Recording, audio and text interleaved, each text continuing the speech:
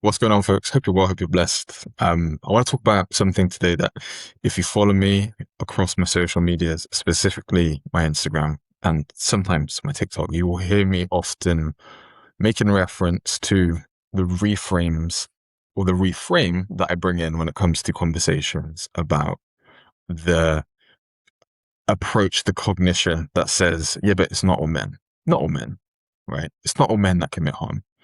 Stop saying that it's an all men issue because not all men are committing violent acts.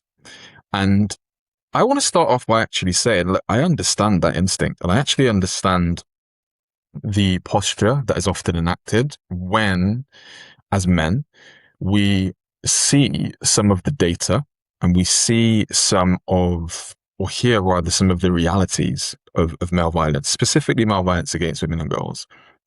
There is a tendency to be like, well, that's not me. Therefore, it's not all men. And actually, some of these ideas that I'm seeing about it's an all men issue, I don't think that's fair. I think that's actually attacking of me. Can very easily be activated, can very easily be experienced. And I've said this in the past, I was definitely in my younger years somebody that felt activated by that and dysregulated by that. I took systemic critique as personal attack. I received systemic critique as personal attack. Right? This idea of our ideas of masculinity and what's normalized, what's encouraged, what's incentivized, what's not looked into, what's not challenged, what's left unacknowledged benefits us as men in a range of different ways. That doesn't mean that we're not, immune to experience and hardships and that we don't suffer in a range of ways. That's not the point I'm making. And that's not the point that point seeks to make, right? But there is a tendency to sit in that and go, yeah, that's not me. And I feel that's unfair. And I feel like certain movements, particular movements, are exacerbating and exploiting this. The reframe that I like to use in this conversation that I've been using for a while is when we're talking about men's proximity to harm cultures and men's contribution to eradicating harm cultures, specifically harm cultures that normalize or perpetuate male violence against women and girls. Commonsensically, we can say, yes, not all men are violent or committing acts of violence against women and girls. That's commonsensical. That is a conclusion that we can make pretty much just from lived experience, but also just cultural observation, right? Perhaps. But one of the things I think we miss in this conversation is we focus on excusing ourselves from "that's not me," instead of looking at, okay, it isn't all men that commit acts of harm, but it is all men's responsibility to be involved in the dismantling of said harm cultures. It is our responsibility to become not just more aware of ourselves, but more aware of the cultures that exist and persist around us. That is something that includes us. Just because we're not enacting violence doesn't mean that we are absolved of responsibility from preventing violence from occurring. And I think this reframe is really important and something that I feel is missing at times in the conversation. It is our responsibility collectively to be aware of, to curiously explore the things, ideas, belief systems, and behaviors that we've inherited that we've just not really questioned. It's just us being men, right? It's boys being boys. You know what guys are like, right? But if we don't inspect and examine that, what we think is just boys being boys, guys being guys, the way guys are, is actually normalizing the harm cultures we're looking to not just not be associated with, but actively dismantle. So I think this reframe is really important because whilst it's something that I see a lot online, specifically when I make points like this, yeah, but it's not all men. When I speak to the realities of male violence against women and girls, I often receive, whether it's DMs, whether it's comments in the comment section, but it's not all men. Don't include me in this. Why are you including us in this when it's not us? There's this desire to want to really defend the post. But really and truly, what we need to be asking ourselves or making space to curiously explore and examine is, it isn't all men committing acts of harm, but it is all men's responsibility to be involved in the prevention of harm occurring, in the dismantling of ideas that normalize harm cultures. That's something that we all have a role to play in this space. We often talk about men being protectors, right?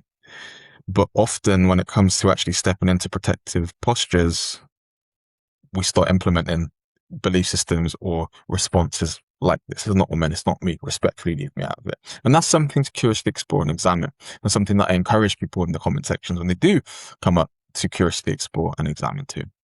And look, the reason I'm making this video is something that I've been experiencing and directly navigating myself a little bit more recently, as I have been speaking more about some of the experiences of women and girls in wider culture, but also in the education space and sphere, and really bringing in this frame of it's our responsibility as men, all of us as men, to step into this posture of examining what masculinity means to us and how we might directly and indirectly benefit from not participating, how we might not be committing acts of violence or a violent man, but how we might normalize, encourage, or just through our apathy and our complicity, continue pushing the beliefs and behaviors just by not participating. It's got nothing to do with me. It's nothing to do with it. I'm not that guy, so leave me out of the conversation. That's stepping out of the picture, for lack of a better term, normalizes and encourages the harm cultures that we're looking to dismantle. So I just wanted to plant that. As I've said in all of my previous episodes, specifically the more recent ones as well, everything that I'm saying in this video is my perspective and not the perspective. But what I think is really important is take this perspective and kind of sit with it for a moment. Because I think what we often do with these types of commentaries and I suppose the expression of ideas and belief systems is we hear the words or the perspectives and the ideas and we immediately go into either defense or enthusiastic support. Yeah, that's my guy. Or no, I hate that. I hate you, right? Sit with this for a bit. Because one of the things I'm also observing is our tendency to move immediately with our dysregulation instead of actually sitting and going, wait, how is this actually landing for me? Is that something that I agree with? Or is this something that I disagree with, and why? Where am I coming from in this space? What do I think is being missed? These are all really useful and helpful discussional points. But leading in with dysregulation and activation often keeps the conversations in cycles of dysregulation. That's wrong because you hate men because, etc. When really, what is it about some of these ideas that you might agree with? What is it about some of what I'm saying that you disagree with, you outright disagree with? Sit with it, reflect with it, take some time to kind of go, what might I be missing in this space? Or what might Lewis be missing? Because again, my perspective and not the perspective.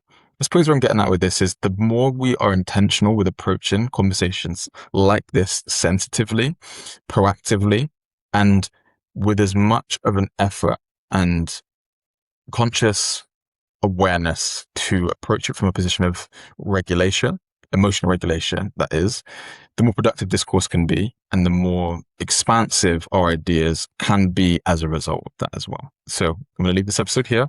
I want to park this one here for now. I hope you find something useful in this space.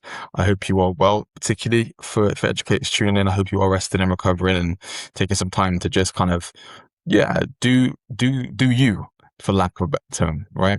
Let that nervous system regulate. Let that, brain that's often so on in academic years switch off for a bit and decompress and get yourself ready for another year. Like, I hope you're well and I hope you're blessed. This podcast will likely be taking a break over the summer period as well. So if you don't see an episode for a week or so, it's just me taking that time for myself as well.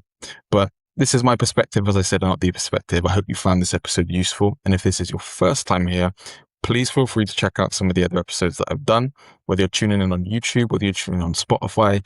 There is a range of different episodes exploring a range of different topic areas that I approach as an educator or someone who is adjacent to education now, doing the work that I do with masculinities, mostly masculinities in schools, but masculinities across a range of different spaces and places. So I hope you enjoyed the episode. If you did, check out some more. If you like this episode, feel free to share with those that you're close with. And I will hopefully see you in a future episode very, very soon. Big blessings to you. Stay well, stay safe. And if you're watching this from the UK, stay cool. And I'll catch you in the next one. Bye-bye.